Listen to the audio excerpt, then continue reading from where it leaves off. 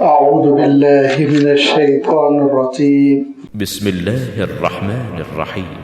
وما أرسلنا في قرية من نبي إلا أخذنا أهلها بالبأساء والضراء لعلهم يضرعون ثم بدلنا مكان السيئة الحسنة حتى عفوا وقالوا قد مس آباءنا الضراء والسراء فأخذناهم بغتة وهم لا يشعرون ولو أن أهل القرى آمنوا واتقوا لفتحنا عليهم بركات من السماء والأرض ولكن كذبوا فأخذناهم بما كانوا يكسبون أفأمن أهل القرى أن يأتيهم بأسنا بياتا وهم نائمون أوأمن أهل القرى أن يأتيهم بأسنا ضحى وهم يلعبون أفأمنوا مكر الله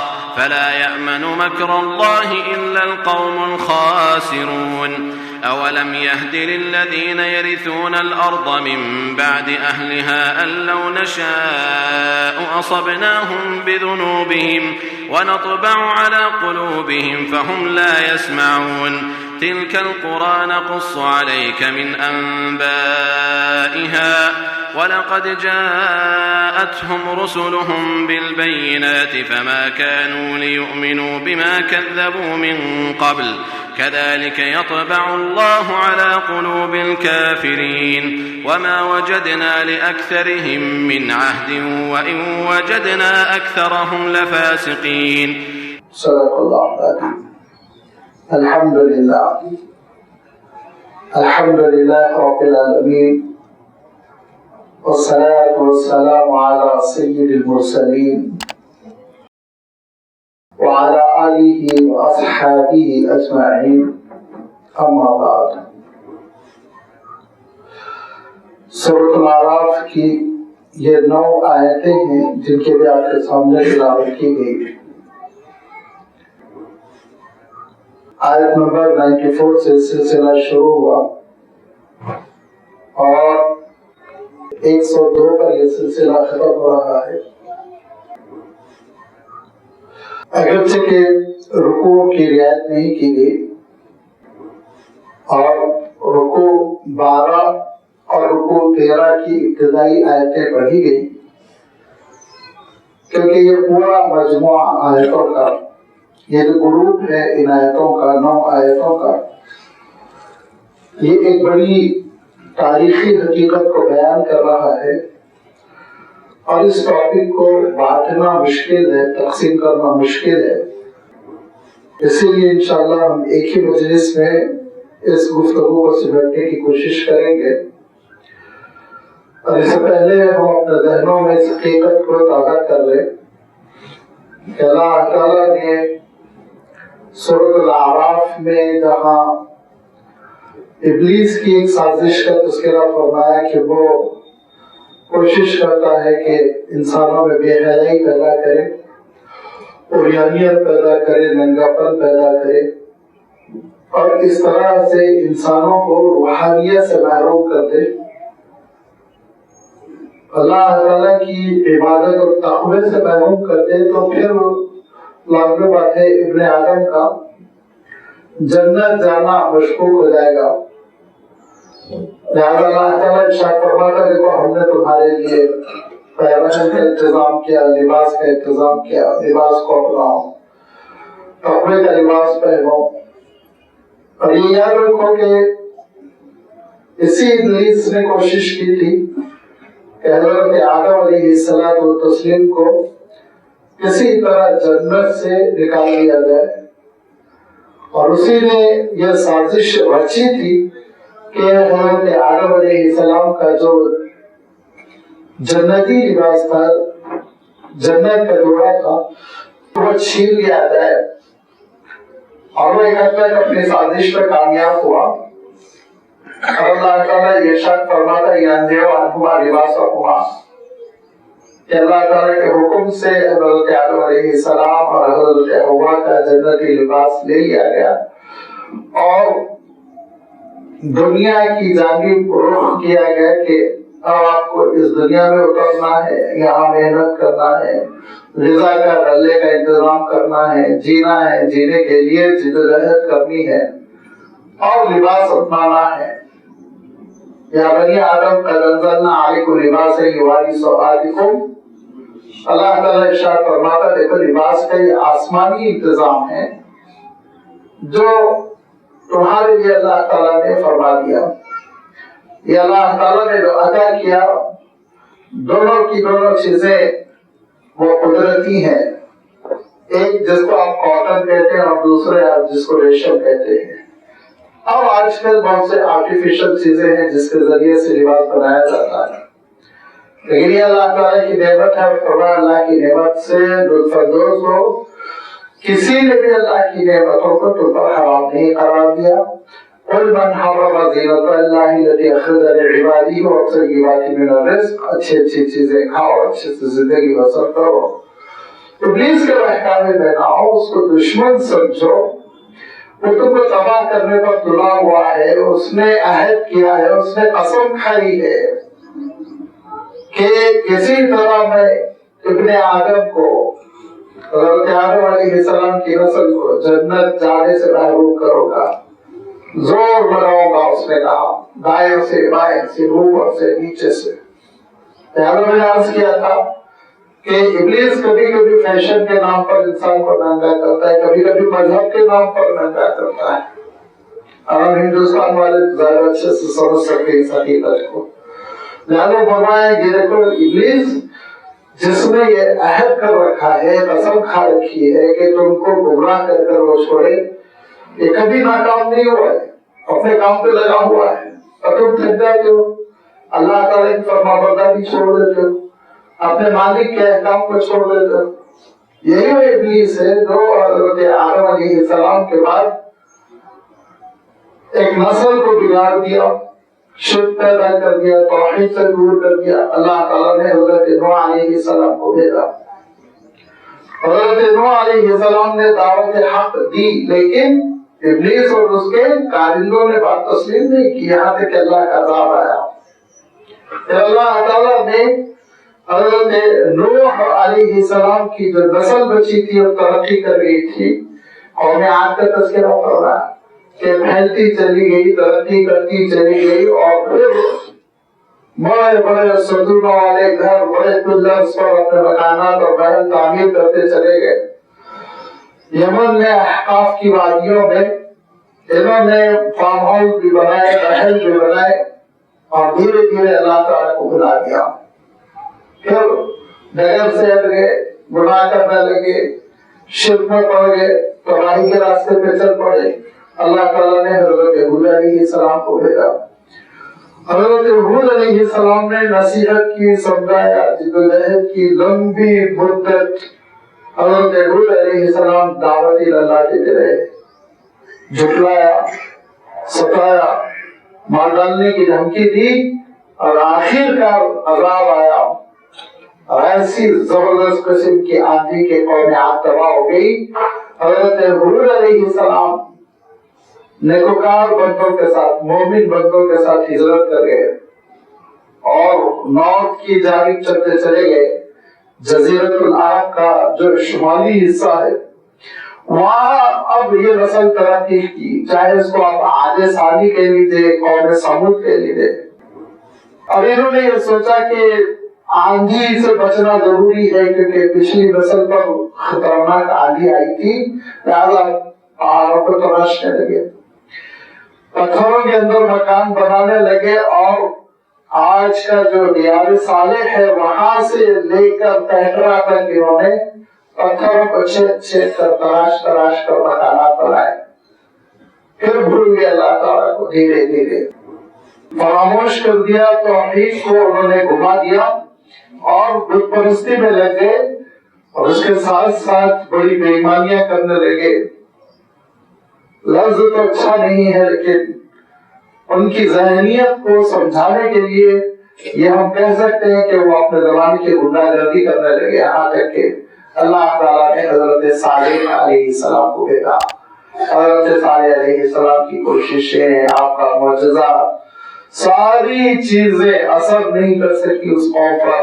وہی نفرتیں، ضد، ہتھرمی، ابلیس کی پالیسی اور ابلیس کے بندے بن کر، کارندے بن کر زمین پر جیتے رہے یہاں تک کہ حضرت صالح علیہ السلام کا جو معجزہ تھا، اونٹنی جس کو اللہ تعالیٰ نے ناقۃ اللہ کہا، اللہ کی اونٹنی، اس کو انہوں نے مار ڈالا. پھر اللہ تعالیٰ کا عذاب آیا. اس قسم کا زلزلہ تھا کہ زمین کانپ رہی تھی. اور یہ اپنے گھروں میں، ان کے گھر ان کے لیے قبر بن گئے، قصہ ختم ہو گیا.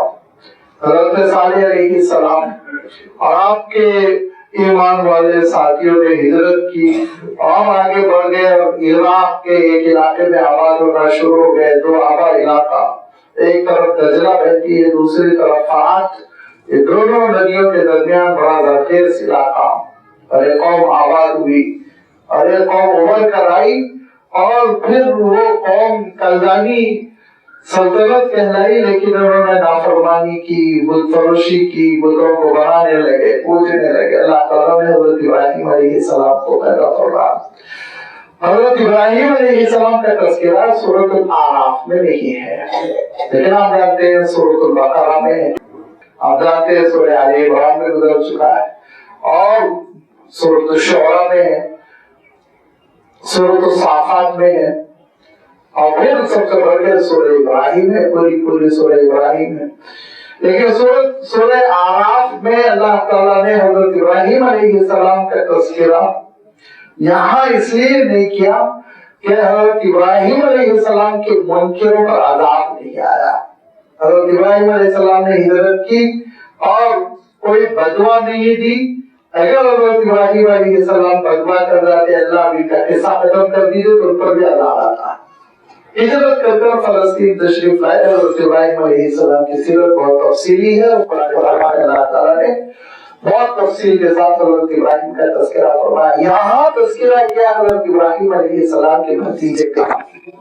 یہ چوتھی قوم ہے جس کا اللہ تعالیٰ نے تذکرہ کیا، جو قوم لوط کہلائی. حضرت لوط علیہ السلام جو حضرت ابراہیم علیہ السلام کے بھائی ہاران کے بیٹے تھے، روز اول سے حضرت ابراہیم علیہ السلام پر ایمان رکھنے والے تھے. آپ کے ساتھ ہجرت کی تھی، آپ کی خدمت میں لگے رہے تھے، یہاں تک کہ اللہ تعالیٰ نے آپ کو نبوت اور رسالت کے لیے منتخب فرمایا. اور فلسطین کا ایک علاقہ صدوم کہلاتا تھا، وہاں روانہ کیا. جو بڑی بے حیا قوم تھی، بے غیرت قوم تھی. اور سمجھایا حضرت لوط علیہ السلام نے. اور حضرت لوط علیہ السلام کی خیرخواہی، نصیحت، طلب، دلسوزی، اس کی کئی آیتیں گواہی دیتی ہیں.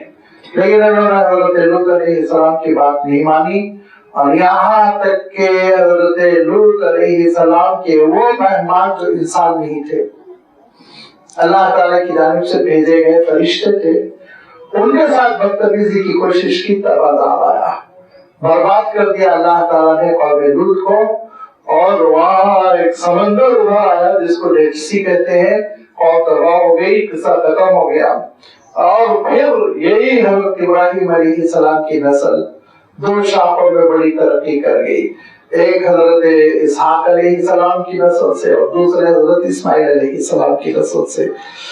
آگے اللہ تعالیٰ نے حضرت شعیب علیہ السلام کا تذکرہ فرمایا، جو حضرت ابراہیم علیہ السلام ہی کی نسل سے نبی و رسول بنے تھے. اور حضرت شعیب علیہ السلام نے اپنی قوم کو بہت سمجھایا، لیکن قوم نے بات نہیں مانی. تو حضرت شعیب علیہ السلام کے ساتھ بڑی بدتمیزی کی، تفصیل گزر چکی ہے. انہوں نے حضرت شعیب علیہ السلام کو دھمکی دی کہ ہم آپ کو جلا وطن کر دیں گے. حضرت شعیب علیہ السلام جب کبھی دعوت دیتے، چیختے، چلاتے، شور بچاتے. لہذا اللہ تعالیٰ نے ان پر ایک ایسا عذاب بھیجا جو سیرخی تھا، کہ ایک بارش رک گئی، 2-3 سال سے بارش نہیں ہوئی، پانی کے بڑے محتاج، گرمی بہت بڑھ گئی، شدید گرمی. اور پھر ان کا عالم یہ ہوا کہ گرمی سے بے حال ہو کر گھروں سے نکل پڑے، میدان میں جمع ہوئے. لیکن کالے کالے بادل آئے اور اس سے پہلے ایک چنگھاڑ آئی اور بادلوں سے آگ برسی اور زلزلہ آیا اور یہ قوم تباہ کر دی گئی۔ آگے حضرت موسیٰ علیہ السلام کا تذکرہ آ رہا ہے، لیکن حضرت موسیٰ علیہ السلام کے تذکرے سے پہلے اللہ تعالیٰ نے یہ 9 آیتیں ایسی نازل فرمائی جو قصوں کے تسلسل کو توڑ دیتی ہے اور ہمارے اور آپ کی ہدایت کا سامان کرتی ہے۔ یہ قرآن مجید کا اسلوب ہے، یاد رکھیے۔ قصہ نعوذ باللہ ناول کے انداز میں نہیں چلے گا، کہانی کے انداز میں نہیں چلے گا۔ قصہ مطلوب نہیں ہے، مطلوب انسانوں کی ہدایت ہے۔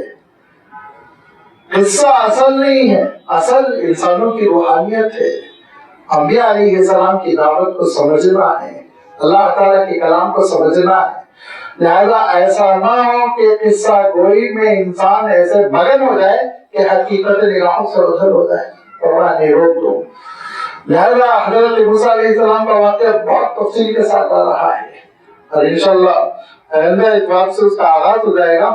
یہاں اللہ تعالیٰ نے بات ارشاد فرمائی، وہ بیک وقت قوموں کی تاریخ بھی ہے اور ہماری نصیحت بھی ہے، ہمارے نفوس کی تربیت بھی ہے اور ہمارا تزکیہ نفس کا سامان بھی ہے۔ اللہ تعالیٰ نے جو بات ارشاد فرمائی کہ اللہ تعالیٰ کی جب احکام پہنچتے ہیں، دین پہنچتا ہے، تو پھر انسانوں کا جو رد عمل ہوتا ہے اور اس پر اللہ تعالیٰ کے جو فیصلے نافذ ہوتے ہیں اس کو سمجھو، اس تاریخی حقیقت کو سمجھو کہ 5 قوموں کا تذکرہ گزر چکا ہے۔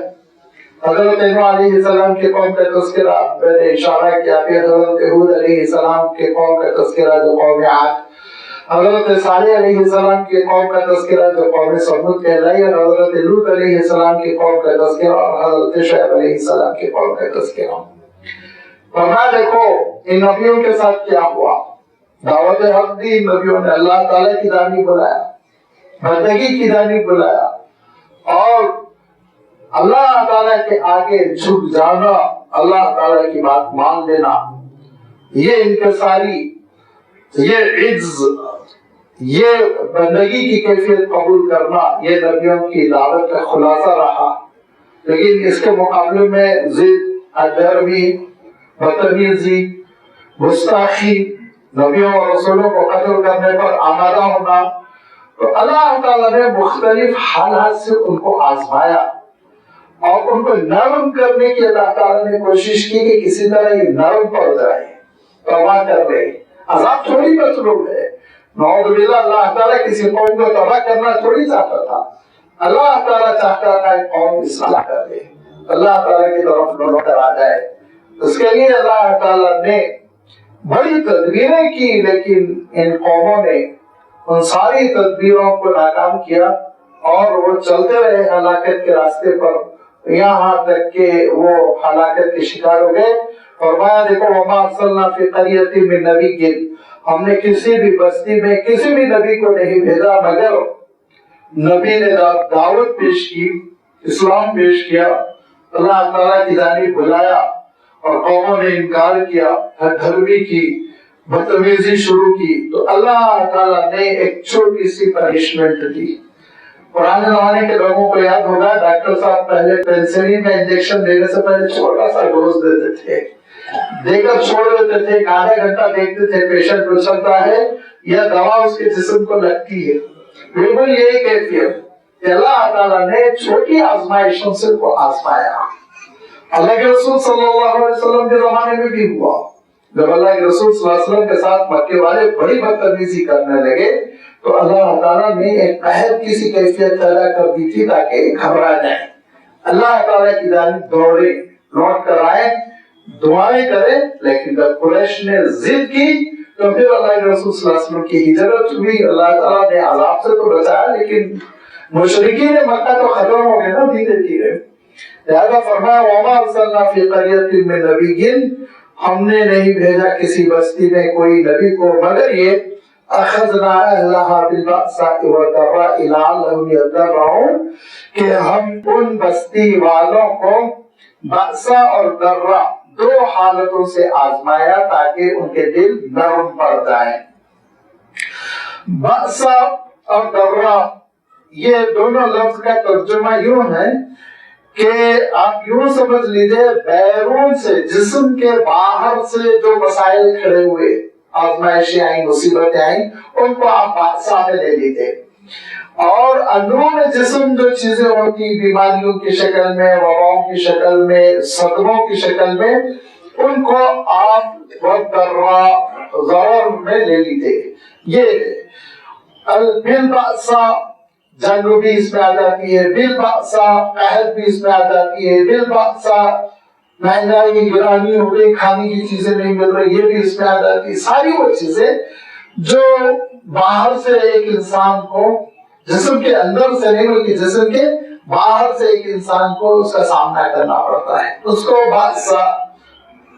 اور ضرہ کے معنی ہوتے ہیں اندرون جسم جو چیزیں ہوتی ہیں، مثلا صدمہ لگ گیا، غم، یہ بھی اندرون، چوٹ لگ گئی، مثلا بیماری آ گئی، وبا ہو گئی، طاعون پھیل گیا، پلیگ پھیل گیا، پچھلے زمانے میں بہت پھیلا کرتا تھا، اور آگے اللہ تعالیٰ نے اس کی بڑی مثالیں دی فرعون کے لیے کہ حضرت موسیٰ علیہ السلام کے انکار کی وجہ سے اللہ تعالیٰ نے کئی امتحانوں سے چاہا کہ بنی اسرائیل نے بلکہ فرعون اور فرعون کا کنبہ جو ابتی تھے وہ نرم پڑ جائے، لیکن جب انہوں نے نہیں مانی بات حضرت موسیٰ علیہ السلام کی، تب جا کے سمندر میں ڈوبے۔ تذکرہ آئے آگے، فرمایا کہ یہ کیوں کیا ہم نے، إِلَّا أَخَذْنَا أَهْلَهَا بِالْبَأْسَاءِ وَالضَّرَّاءِ لَعَلَّهُمْ يَضَّرَّعُونَ۔ کسی مترجم نے، کسی ٹرانسلیٹر نے بڑا اچھا ترجمہ کیا، مولانا عبد المجید دریابادی نے ترجمہ کیا اور لکھا تاکہ وہ ڈھیلے پڑ جائے، تاکہ وہ ڈھیلے پڑ جائے۔ تضرع کے معنی ہوتے ہیں، یضرعون کے معنی ہوتے ہیں بندگی قبول کر لینا، گریہ وزاری کرنا، اللہ تعالیٰ کے دربار میں رونا، اللہ تعالیٰ کے دربار میں اپنی کمزوری کا اعتراف کرنا، غرور، نخوت، تکبر کو توڑ دینا، یہ ہے تضرع۔ اللہ تعالیٰ ارشاد فرماتا ہے تاکہ انسان کو انسان کی حقیقت معلوم ہو جائے۔ اور زیادہ کھلے لفظوں میں عرض کروں، اللہ تعالیٰ نے ان آزمائشوں سے اس لیے آزمایا تاکہ انسان کو اس کی اوقات معلوم ہو جائے، کتنے پانی میں ہو۔ اپنے آپ کو تم تیسمار خانہ سمجھو، نظام کائنات کو تم نہیں بدل سکتے۔ اور کبھی کبھی مجھے ایسا ہوتا ہے کہ بڑے بڑے طوفان ایک خاص ملک کی طرف جاتے ہیں تو شاید اللہ تعالیٰ کو یہی میسج دے رہا ہے، بڑے بڑے طوفان جاتے ہیں اور اس ملک کو بڑا نقصان پہنچاتے رہتے ہیں، تو اللہ تعالیٰ ان کو یہ پیغام دے رہا ہے کہ اپنے آپ کو سپر پاور نہ سمجھو، اللہ کے بندے سمجھو، کمزور ہو، لاپرواہ ہو، کسی بھی سمندر کے طوفان کو ہم تمہاری طرف رخ موڑ دیں تو کچھ نہیں کر سکتے ہو۔ کوئی پوچھتا نہیں ہے کہ تم تعمیر کر کے اپنی بستیوں کو بچا لو، یہ اللہ تعالیٰ کا پیغام ہوتا ہے۔ اللہ کے بندے سمجھ لیتے ہیں، نصیحت حاصل کر لیتے ہیں تو ان کے اندر بندگی پیدا ہوتی ہے، اور اگر نہیں سمجھتے ہیں تو پھر ان کی موت مرتے ہیں۔ فرمایا ہم نے ان حالات سے ان بستی والوں کو آزمایا تھا کہ ان کے جسم میں بھی پریشانیاں تھی، باہر سے بھی پریشانیاں تھی، کبھی زلزلہ آ رہا ہے، کبھی طوفان آ رہا ہے، کبھی بارش ختم ہو گئی، خشک سالی ہے، کبھی قحط پڑ گیا، کھانے کے لیے دانے دانے کو ترس رہے ہیں، اور کبھی کبھی بیماریاں ہیں، دکھ ہے، رنج ہے، سارے حالات سے ہم تم کو آزماتے ہیں تاکہ تمہارے اندر نرمی پیدا ہو جائے، نرم ہو جاؤ۔ تو لوہے کو کیوں جلایا جاتا؟ ابھی تو خیر کلچر بدل گیا، ورنہ ہم دیکھا کرتے تھے کہ بھٹیاں ہوتی تھی اور ان بھٹیوں میں لوہار لوہے کو جلاتا تھا، جلانے کے بعد وہ پیٹتا تھا اس کے اوپر کہ وہ سبل بن جائے، وہ یہ بن جائے، وہ چاقو بن جائے۔ تو لازمی بات ہے ایک شیپ دینے کے لیے یہ حالات آتے ہیں، بھٹی میں جو دبایا جاتا ہے اس کی وجہ یہ کہ وہ کام کا بن جائے، را مٹیریل نہ رہے۔ ایسے ہی اللہ تعالیٰ نے آزمایا تاکہ تم ٹھیک ٹھاک ہو جاؤ، سمجھو تم کہ تم کمزور ہو، تم مخلوق ہو، خالق نہیں ہو، تم مملوک ہو، مالک نہیں، تم مرغوب ہو، رب نہیں، تم محکوم ہو، حاکم نہیں، احکم الحاکمین تو کوئی اور ہے، رب العالمین تو کوئی اور ہے۔ مالک الملک تو کوئی اور ہے، غلط فہمی نہ کرو، یہ 4-5 سال 10 سال 15 سال کے لیے حکومتیں دیتا ہے، چھین لیتا ہے، لہٰذا جس کے اندر بندگی ہوگی وہ نبیوں جیسا ہوگا، وہ نبیوں کے اصول پہ عمل کرے گا، جس کے اندر سختی ہوگی وہ پھر ان کے راستے پہ چلے گا۔ ثم بدلنا مکان السیئۃ الحسنۃ۔ اب آپ اس حقیقت کو سمجھیے کہ اللہ تعالیٰ آزماتا رہا۔ انشاءاللہ فرعون کا تذکرہ آئے گا، اس میں یہ زیادہ وضاحت کے ساتھ ایک عملی مثال ہمارے سامنے آ جائے گی کہ پھر جب اللہ تعالیٰ نے آزمائشوں سے آزما کر یہ چاہا، ارادہ فرمایا کہ انسان اب سدھر جائے، نرم پڑ جائے، بندگی قبول کر لے، لیکن اس نے نہیں بندگی قبول کی، نہیں نرم پڑا، اور کیا وہی کیا جو ہم لوگ کرتے ہیں، اخبار پڑھ کے تبصرے، ارے یہ تو ہوتا رہتا ہے، پھر سونامی اس لیے آ گئی، سمندر کے نیچے زلزلہ آیا تھا، پانی ابل پڑا، تعمیرات کر گئے، اور جدھر دل کو منتقل کرنا تھا اللہ تعالیٰ کی جانب، اس کی رحمت کی جانب، ادھر نہیں منتقل کیا بلکہ تبصروں میں لگ گئے، اور پھر عام روش کی زندگی بسر کرنے لگے، غفلت کی، نادانی کی، معصیتوں کی، کفر کی، تو پھر اللہ تعالیٰ دوسرا معاملہ اپناتا ہے۔ اور یہ دوسری آزمائش بہت خطرناک ہوتی ہے، یہ دوسری آزمائش بہت تباہ کن ہوتی ہے، اس آزمائش کو سمجھنا بندوں کے لیے بہت ضروری ہے۔ ثم بدلنا، پھر ہم نے تبدیل کر دیا، مکان السیئۃ الحسنۃ، پریشانیوں کو خوشحالیوں سے۔ اب اللہ تعالیٰ دینے لگتا ہے، جاؤ کھاؤ پیو، اور اس کے بعد حالات کو اللہ تعالیٰ ٹھیک ٹھاک کر دیتا ہے، خوشگوار کر دیتا ہے، آپ ترقی یافتہ ہو جاؤ متمدن، کنٹرول بھی مل جائے گا، کھانے پینے کے لیے بھی خوب عطا کیا جائے گا، حتی عفو، یہاں تک کہ بڑی ترقی کر جاتے ہیں۔ اور پودا، عفا کے معنی ہوتے ہیں، عفا نبض، عرب کہتے تھے کہ پودا جو ہے تناور ہو گیا، پودا بڑا ہو گیا، تو یہاں تک کہ ترقی کر جاؤ، بڑے ہو جاؤ۔ وقالوا، اور یہ کہہ پڑو، قد مس آباءنا الضراء والسراء، کہ ہمارے آباء و اجداد کے ساتھ بھی مصیبتیں آئیں، تاریخ میں ہوتا رہا، اتار چڑھاؤ زندگی میں چلتا ہی رہتا ہے، لہذا انہوں نے بھی حالات سے نبرد آزما ہو کر حالات پر کنٹرول کیا، ہمارے اندر بھی ٹیلنٹ ہے، ہم نے بھی کنٹرول کر لیا ہے، کھاؤ پیو، اچھی زندگی بسر کرو، زندگی ایک ہی ملتی ہے، انجوائے کرو، لگے دنیا میں۔ فَأَخَذْنَاهُمْ بَغْتَةً وَهُمْ لَا يَشْعُرُونَ، پھر ہم اچانک ایک پکڑ کرتے ہیں جس کا ان کو ہوش بھی نہیں رہتا، ان کو برباد کر دیتے، تباہ کر دیتے، کہیں کا نہیں چھوڑتے۔ یہی ہوا حضرت نوح علیہ السلام کے منکرین کے ساتھ، اچانک سیلاب آیا، عذاب، اور ختم ہو گئے۔ یہی ہوا حضرت ہود علیہ السلام کو نہ ماننے والوں کے ساتھ، کہ اچانک آندھی شروع ہوئی تو پھر سنبھلنے کا وقت نہیں ملا۔ یہی ہوا حضرت صالح علیہ السلام کے منکرین کے ساتھ، کہ زلزلہ آیا، چیخ چلاؤ، اور تباہ ہو گئے، برباد ہو گئے، نہیں بچ سکے۔ یہی ہوا حضرت لوط علیہ السلام کو ستانے والوں کے ساتھ، پلٹ دی گئی زمین، دے ماری گئی اٹھا کر، کہ 400 فٹ وہ اندر پھنستے چلے گئے، قصہ ختم ہو گیا۔ تاریخ کا ایک دیرینہ باپ، پرانا باپ بن کے ایک چیپٹر بن کر رہ گئے، ان میں سے کوئی نہیں بچا کہ آج یہ کہے کہ ہم سکون کے رہنے والے ہیں اور ہم اسی قوم کے فرد ہیں جس قوم پر عذاب آیا تھا، کہنے والا کوئی نہیں بچا، سب ختم ہو گئے۔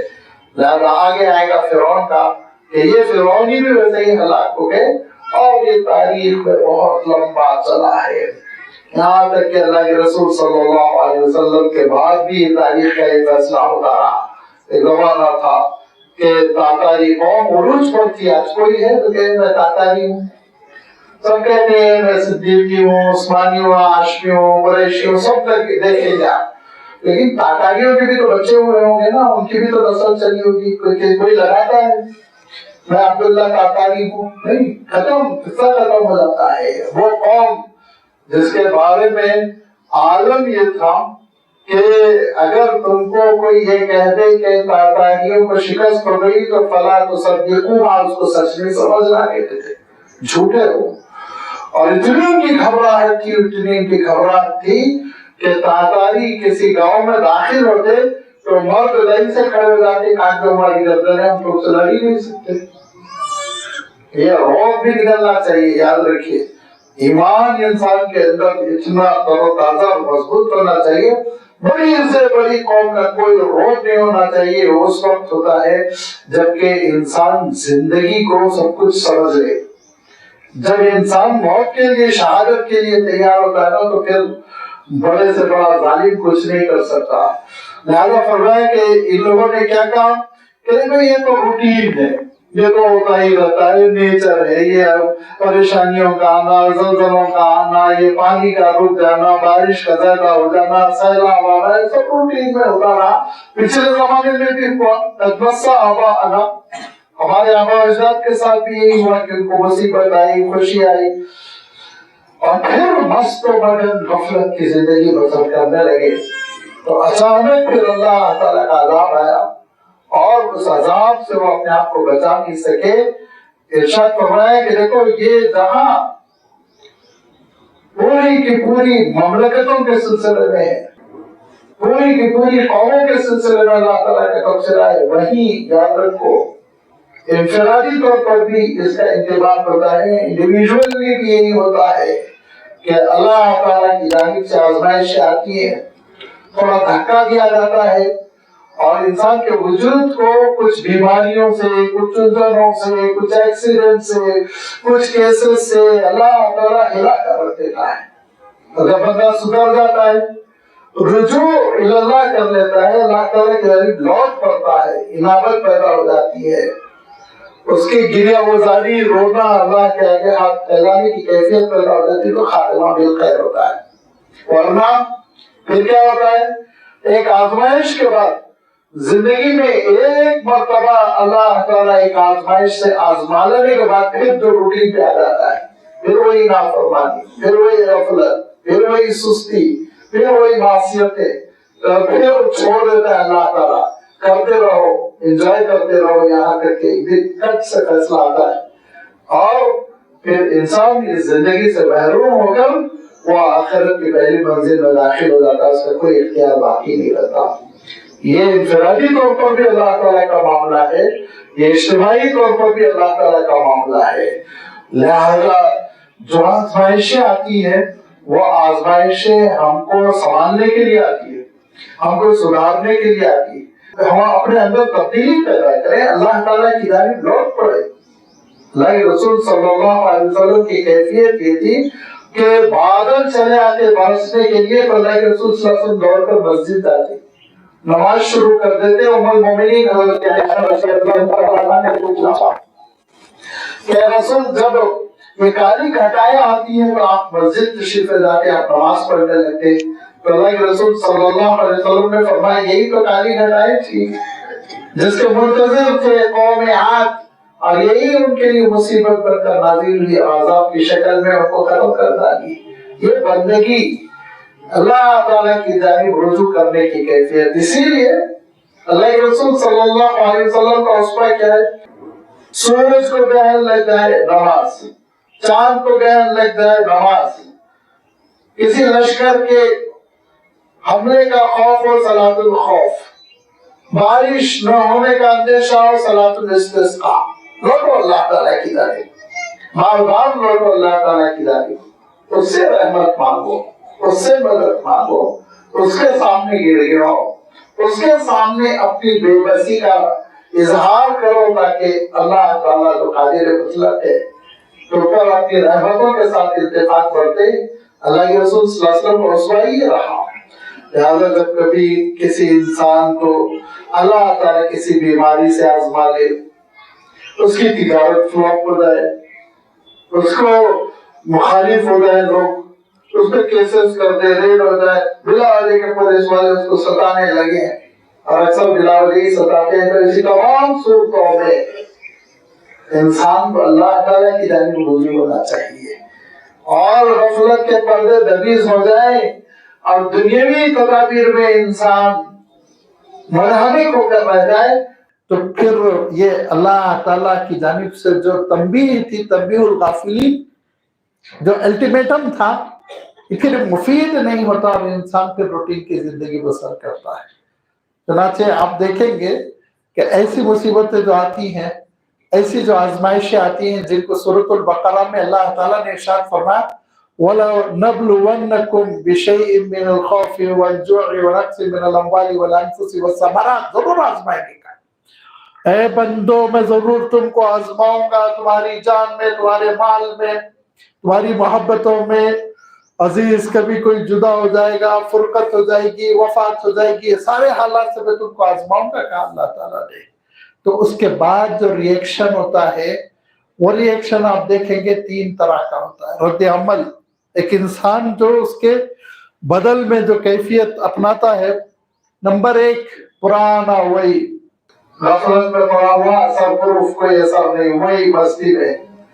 اور دوسرا تو اور بدترین نتیجہ ہوتا ہے، اور بدترین رد عمل ہوتا ہے کہ اللہ تعالیٰ کی مصیبت آ کر جاتی ہے تو غیر اللہ کا شکریہ ادا کرتا ہے، غیر اللہ کے در پر حاضری دیتا ہے، اور غیر اللہ کو خوش کرنے کی کوشش کرتا ہے کہ نعوذ باللہ تمہاری طرف سے مصیبت چل گئی، تم نے کام بنا دیا، لہٰذا اس کے لیے یہ کرو، اس کے لیے یہ چلاؤ، نذرانہ وغیرہ، نعوذ باللہ بہت سی چیزیں۔ کبھی کبھی تو سمجھتا ہے پورا علاج ڈاکٹر صاحب کی وجہ سے ہوا، بتانے والے بھیڑ ڈاکٹر صاحب بہت اچھے تھے، وہی ڈاکٹر صاحب کے ہاتھ پہ 99 اموات کی وہ کیوں ہوئی؟ اللہ کا حکم ہے، اللہ تعالیٰ نے شفا دی، ڈاکٹر صاحب کو ان کی فیس دیجیے، اس سے میں نہیں منع کر رہا ہوں، مٹھائی بھی دیجیے، لیکن مسبب الاسباب اللہ تعالیٰ ہے، سبب اصل اللہ کے ہاتھ میں وہ شفا دے رہا ہے، اس کا شکر ادا کرو، سجدے پہ گر جاؤ اور گر گرا کے کہو کہ مولا تو نے یہ حیات دی ہے۔ یہ تیسرا ریئیکشن ہوتا ہے بندے مومن کا، کہ جب کبھی مصیبت آتی ہے تو وہ اللہ سے رجوع کر لیتا ہے اور مضبوط ہو جاتا ہے ایمان میں، جم جاتا ہے ایمان میں۔ اللہ کے رسول صلی اللہ علیہ وسلم کی آیت طیبہ میں کئی ایسے مواقع آئے، بڑے آزمائشی مواقع۔ آپ غار ثور کا واقعہ اٹھا کر دیکھ لیجیے، ان اللہ معنا لا تحزن، ان اللہ معنا، اللہ ہمارے ساتھ ہے۔ بھروسے کی کیفیت، یقین کی کیفیت، اعتماد کی کیفیت، اور اسی پر پھر اللہ کے رسول صلی اللہ علیہ وسلم نے صحابہ کی تربیت کر دی۔ بدر کے حالات دیکھ لیجیے، اور کے حالات دیکھ لیجیے، مخالفتوں کا طوفان دیکھ لیجیے، بڑی بڑی مملکتوں کے حملے دیکھ لیجیے، روم حملہ کرنے سے تیار بیٹھا ہوا ہے، لیکن مسلمانوں کے ایمان کو متزلزل نہیں کر سکا۔ غزوہ خندق میں کیا ہوا؟ پورے قبیلے جمع ہو گئے، قریش، یہودی، غطفان جو بہت بڑا قبیلہ تھا آبادی کے اعتبار سے، یوں سمجھ لیجیے آپ مکہ مکرمہ سے لے کر مدینہ منورہ تک کی بستیاں انہی سے بھری ہوئی تھی، سب کے سب جمع ہو گئے، لیکن مسلمانوں کے اندر ذرہ برابر یقین میں کمی نہیں ہوئی۔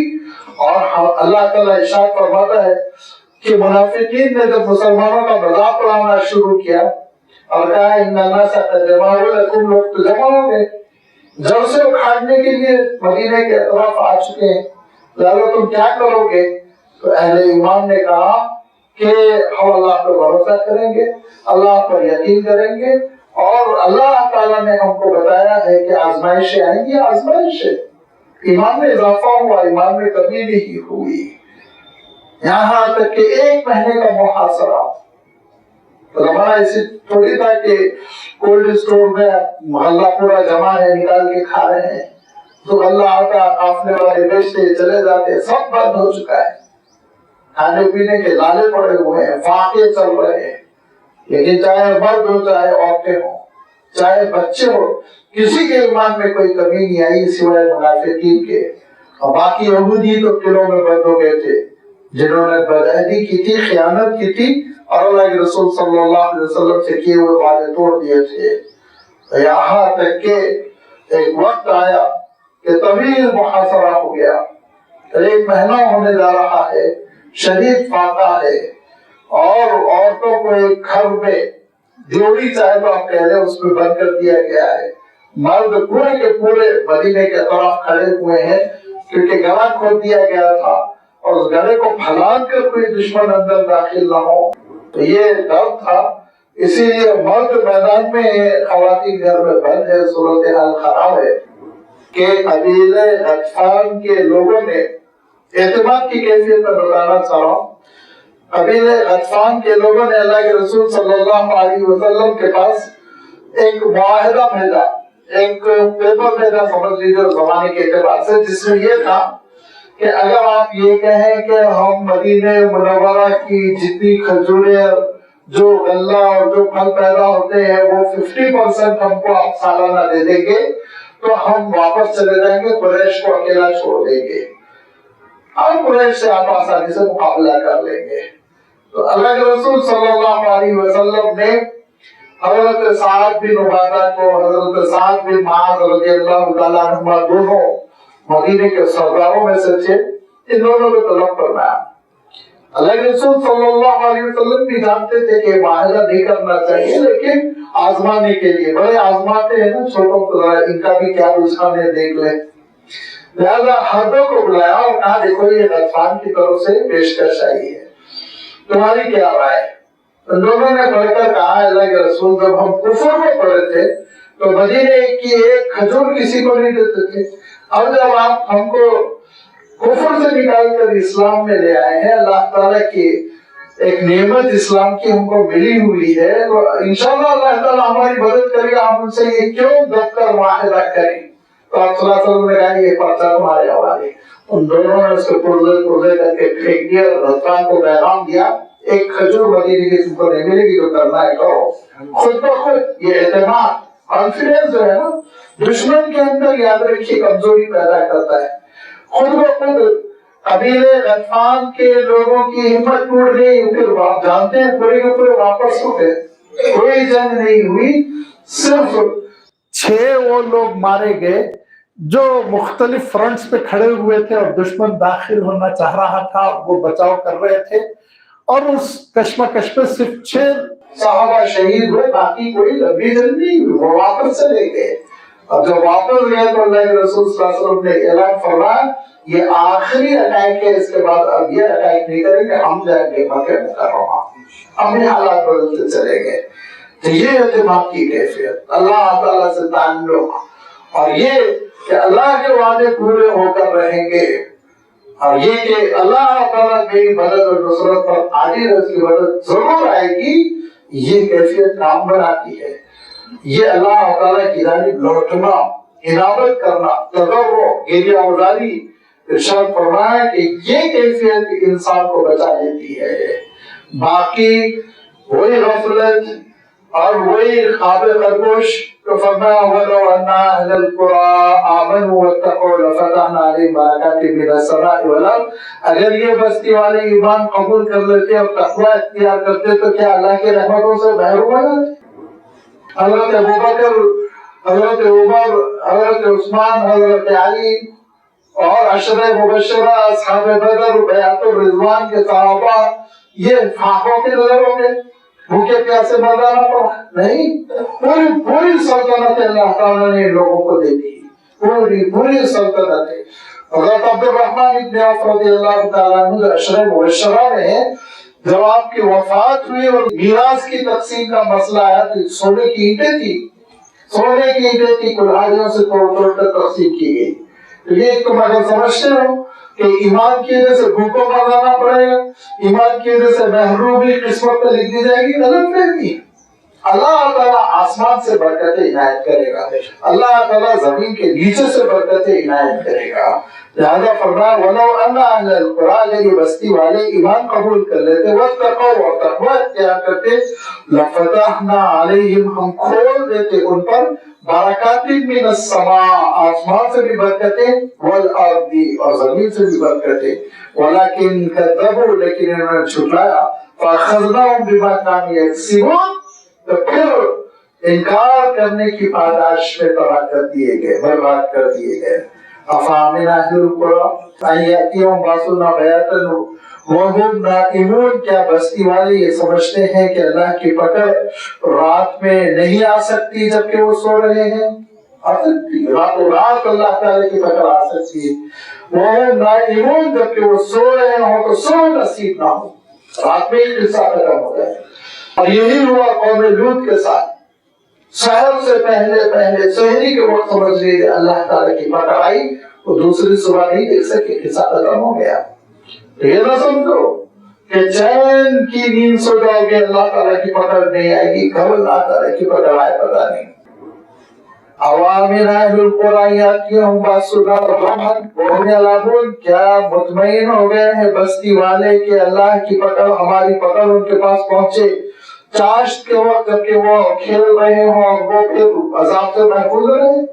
وہ امن میں ہے، مطمئن ہے، یہ سمجھتے ہیں کہ صبح کے وقت روشنی میں ہم کو کوئی نقصان نہیں پہنچا سکے گا.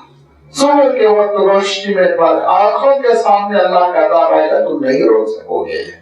تو ہمارے ایک دوست نے یہ واقعہ بیان کیا تھا کہ قریبی دوست مدرسے سے فارغ ہے، انہوں نے کہا کہ وہ صبح یہی ہے ترکاری لینے نکلے وشاکھاپٹنم میں.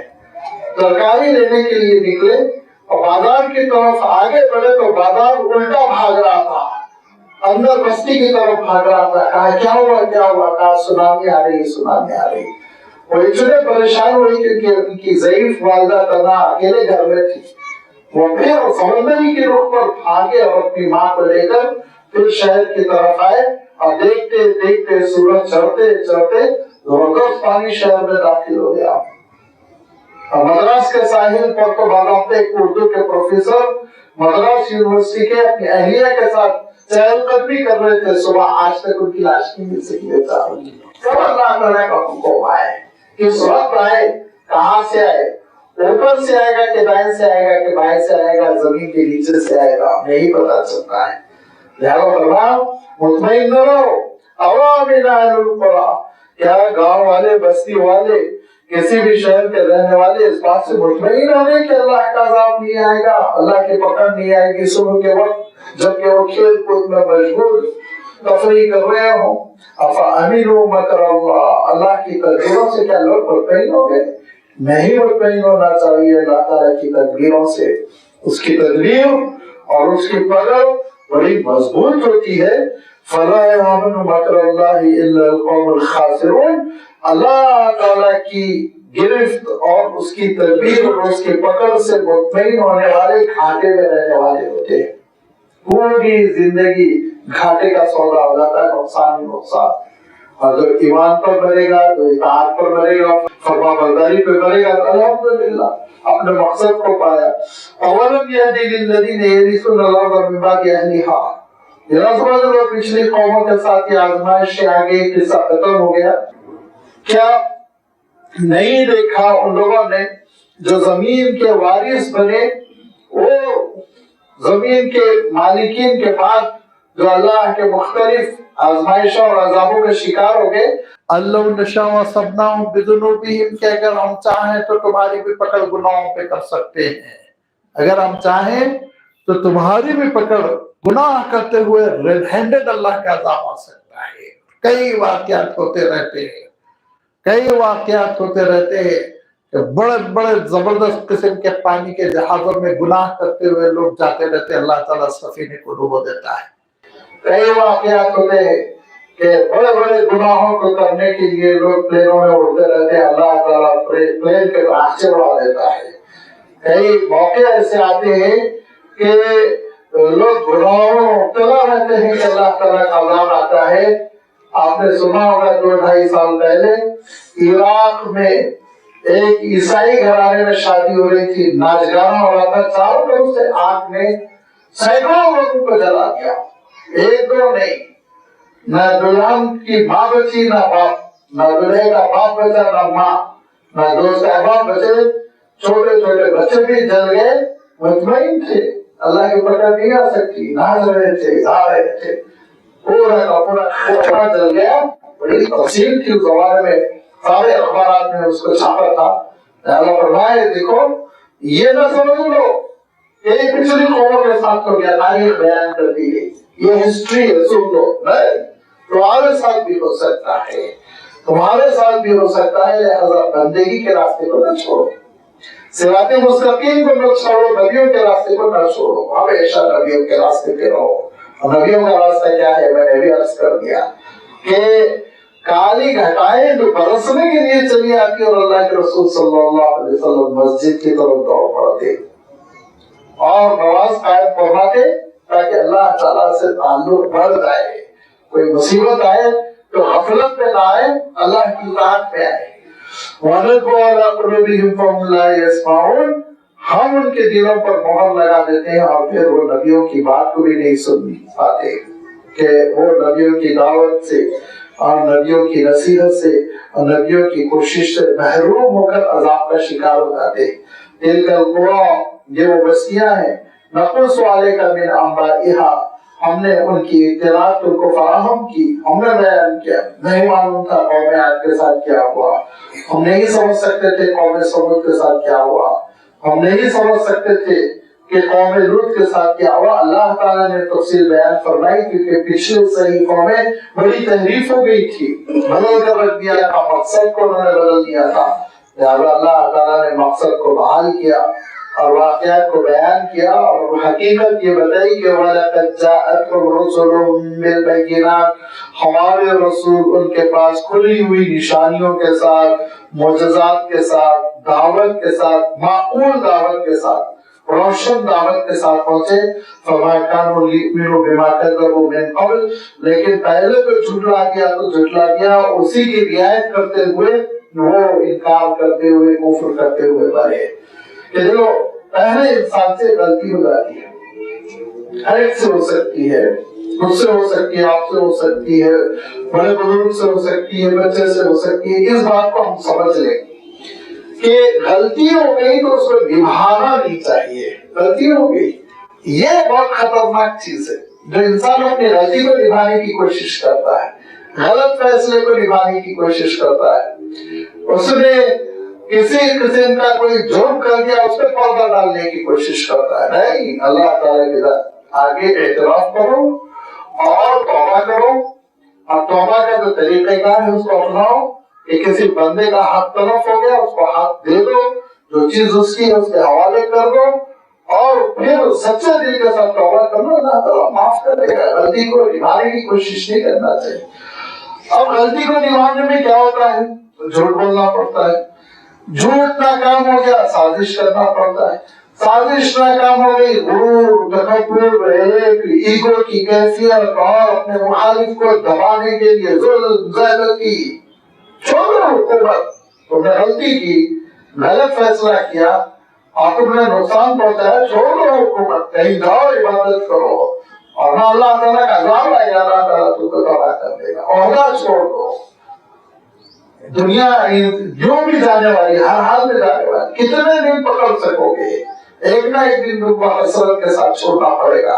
तो गुनाहों के बोझ के साथ छोड़ने से बेहतर ये साफ सुथरे छोड़ दो, हट जाओ वहां से। इसीलिए अल्लाह के रसूल सल्लल्लाहु अलैहि वसल्लम ने फरमाया, देखो आगे एक जमाना आने वाला है जिसमें बड़ी तरजीहात होगी, तुमको नजरअंदाज किया जाएगा, बासलाहियत हो और ओहदे के अहल हो, एलिजिबिलिटी पूरी है, लेकिन तुमको नजरअंदाज किया जाएगा और दूसरों को तरजीह दी जाएगी। तो उस मौके पे तुम क्या करना, आप सल्लल्लाहु अलैहि वसल्लम ने दो बातें इरशाद फरमाई, बहुत काबिल है। एक बात ये कितना पॉजिटिव है, पर्सनालिटी डेवलपमेंट वाली इसको लिख कर रखे, फरमाया देखो जो तुम्हारी ड्यूटी है ना वो पूरी करो, तुम्हारी जो ड्यूटी है वो पूरी करो, तुम्हारा जो हक है अल्लाह ताला से मांगो, इरशाद अल्लाह ताला से मांगो, अल्लाह ताला अता करेगा ना, वो बंदों के हाथ में नहीं, बंदों के हाथ में नहीं है देना, जो अल्लाह ताला दे सकता है तो उसकी शान ही अलग है। एक बात। दूसरी बात इरशाद फरमाई कि तुम ड्यूटी अदा करते रहो, दूसरों के हक अदा करते रहो, जो तुम्हारी जिम्मेदारी है वो पूरी करते रहो, जो दिल बर्दाश्त होने वाला, जो दिल टूट रहा है ना उस पे सब्र करो, हौज़े कौसर पे मुझसे मुलाकात होगी, इंशाअल्लाह गम का इज़ाला हो जाएगा, गम का इज़ाला हो जाएगा। वहाँ अल्लाह के रसूल सल्लल्लाहु अलैहि वसल्लम को देख लेंगे, अल्लाह के रसूल सल्लल्लाहु अलैहि वसल्लम के दस्ते मुबारक से हमको जामे कौसर मिल जाएगा, तो फिर दिल को तसल्ली हो जाएगी, जो टूटा हुआ दिल है इंशाअल्लाह उसको सब्र महसूस हो जाएगा, इत्मीनान, खुशी मिल जाएगी, खुशी और सुरूर की कैफियत नसीब हो जाएगी। اگر اس حقیقت کو سمجھ لیں تو پریکٹیکل لائف میں بے شمار فون آتے رہتے ہیں، بے شمار لوگ مل کے اس پہ گفتگو کرتے ہیں، اور اچھی بات ہے، کرنا چاہیے۔ اس طرح سے انشاءاللہ غم بھی تھوڑا بچ جاتا ہے اور تھوڑا لاہ عمل بھی مل جاتا ہے کہ میں جو ہے برابر اپنا کام کر رہا ہوں۔ بعض اپنے ماں باپ کے سلسلے میں شکایت کرتے ہیں، میں پورا اچھا بیٹا ہوں یا اچھی بیٹی ہوں، پورا حق ادا کرتا ہوں، لیکن ابا کا رجحان ادھر ہے، امی کا رجحان ادھر ہے، ان کو زیادہ کرتے ہیں، ان کو زیادہ دیتے ہیں، ان کے نام کرتے ہیں۔ چھوڑ دو جو اللہ تعالیٰ دے گا وہ کوئی نہیں دے سکتا، نہ تمہارے والد دے سکتے، نہ تمہارے دادا دے سکتے ہیں۔ چھوڑ دو، تم اپنا کام کرتے ہو۔ تمہارا کام کیا ہے؟ والدین کے حقوق ادا کرنا۔ ایسے بھی میاں بیوی کے آپس میں شکایتیں رہتی ہیں، کبھی اہلیہ کہتی ہیں، کبھی شوہر کہتے ہیں میں تو پوری ڈیوٹی ادا کر رہا ہوں لیکن ادھر سے مجھے حق نہیں مل رہا ہے۔ چھوڑ دو اللہ تعالیٰ پر، اللہ تعالیٰ جو عطا کرے گا۔ کتنے ایسے واقعات ہوئے جس میں خواتین کو شکایت رہی کہ ان کے شوہر ان کو پوری توجہ نہیں دیتے، جیسے حقوق ادا کرنا چاہیے نہیں کرتے۔ صبر انہوں نے کیا، آگے اللہ تعالیٰ نے اتنی پیاری اولاد دی، اتنی پیاری اولاد دی کہ اس اولاد کا کوئی بدل نہیں، خوب خدمت کرنے والی، محبت کرنے والی، ایک پاؤں پہ کھڑی رہنے والی، ماں کی خدمت کے لیے پانی کی ضرورت ہو تو بستر سے ماں کو نہیں اترنے دینے والی اولاد اللہ تعالیٰ نے عطا کی۔ بدل دیتا ہے، نعمت بدل دیتا ہے، بدل نہیں۔ لہٰذا اللہ تعالیٰ پہ چھوڑو۔ حضور اکرم صلی اللہ علیہ وسلم کا جو مشورہ ہے نا، جو تمہاری ڈیوٹیز ہے پورا کرو، اجر اللہ سے مانگو۔ اور دوسرے فرمایا کہ دیکھو صبر کرتے رہو یہاں تک کہ مجھ سے حوض کوثر پر ملاقات ہو جائے۔ لہذا یہ اللہ تعالیٰ ارشاد فرماتا ہے کہ اپنی غلطی کو نبھانے کی کوشش نہ کرو، اور جو غلطی ہو گئی اس کو سدھارو فوراً۔ یہ نیک بندوں کی علامت۔ ارشاد فرمایا لیکن جن کے دلوں پہ مہر لگ جاتی ہے، اب ضد، دھرمی، برائی پر برائی، برائی پر برائی، برائی پر برائی، یہاں تک کہ برا انجام ہو جاتا ہے، دل پہ مہر لگ جاتی ہے۔ وما وجدنا لأکثرهم من عہد، اکثر و بیشتر لوگوں کو دیکھا گیا کہ اس عہد پر برقرار نہیں رہتے جو عہد انہوں نے اللہ تعالیٰ سے کر رکھا ہے۔ الست بربکم، اللہ تعالیٰ ہمارا رب ہے، مالک حقیقی، ہم بندے ہیں، ہم اس کی فرما برداری کریں گے۔ یہ ہمارا اللہ تعالیٰ سے جو عہد ہے وہ عہد پر اکثر بندے نہیں رہ پاتے، خوشی میں بدل جاتے ہیں، غم میں بدل جاتے ہیں، مصیبت میں بدل جاتے ہیں۔ عہد پر رہو، عہد پر رہو، اس معاہدے پر، ایگریمنٹ پر رہو جو اللہ تعالیٰ سے تم نے کر رکھا ہے۔ اگر نہیں رہو گے تو کیا ہوگا؟ وَإِن وَجَدْنَا أَكْثَرَهُمْ لَفَاسِقِينَ، اکثر و بیشتر کو ہم نے فاسق پایا۔ دولت کیا ملی؟ اللہ تعالیٰ کو بھلا دیا۔ شہرت کیا ملی؟ اللہ تعالیٰ کو بھلا دیا۔ جب تک عہدہ نہیں تھا گھگیا کے عہدہ مانگ رہے تھے، عہدہ کیا ملا؟ رویہ تبدیل ہو گیا۔ عہدہ کیا ملا؟ غیر اللہ کے دربار میں ہاتھ باندھ کے کھڑے ہوئے ہیں، پوجا میں شریک ہو رہے ہیں۔ اسی لیے اللہ تعالیٰ نے عہدہ دیا تھا تم کو۔ جب ہم آ رہے تھے ذلت اور رسوائی کے ساتھ ہاتھ پھیلا کر، دامن پھیلا کر، اس وقت یہ کہہ رہے تھے اللہ تیرے دین کی خدمت کروں گا، مسلمانوں کی خدمت کروں گا، بھلائی چاہوں گا۔ لیکن جب مل گیا تو پھر اس کے بعد سے معلوم یہ ہوا تہوار بدل گئے۔ پھر اللہ تعالیٰ ذلتوں کی نظر کرتا ہے، پھر اللہ تعالیٰ قالب مذلت میں ڈال دیتا ہے۔ دولت مانگتے ہیں لوگ، اللہ تعالیٰ فراوانی عطا کرتا ہے، اور اپنی دولت کو حرام کاریوں پہ خرچ کرتے ہیں، پھر اللہ تعالیٰ کی پکڑ آتی ہے۔ صحت مانگتے ہیں لوگ، اللہ تعالیٰ صحت عطا کرتا ہے، پھر اپنی صحت کو، اپنے جسم کی مضبوطی کو اللہ کی نافرمانی، ظلم اور بے ایمانی میں خرچ کرتے، پھر اللہ کی پکڑ آتی ہے، پھر بیماریوں میں مبتلا کرتا ہے، کھینچ لیتا ہے اللہ تعالیٰ اندر سے صحت کو، اور پھر اسپتالوں میں نظر زندگی ہو جاتی ہے، دنیا سے انسان رخصت ہو جاتا ہے۔ اللہ کے عہد کو کبھی نہ بھولو۔ بندے ہیں تو ہم بندے بن کر رہے، مجبور ہیں تو ہم مجبور بن کر رہے۔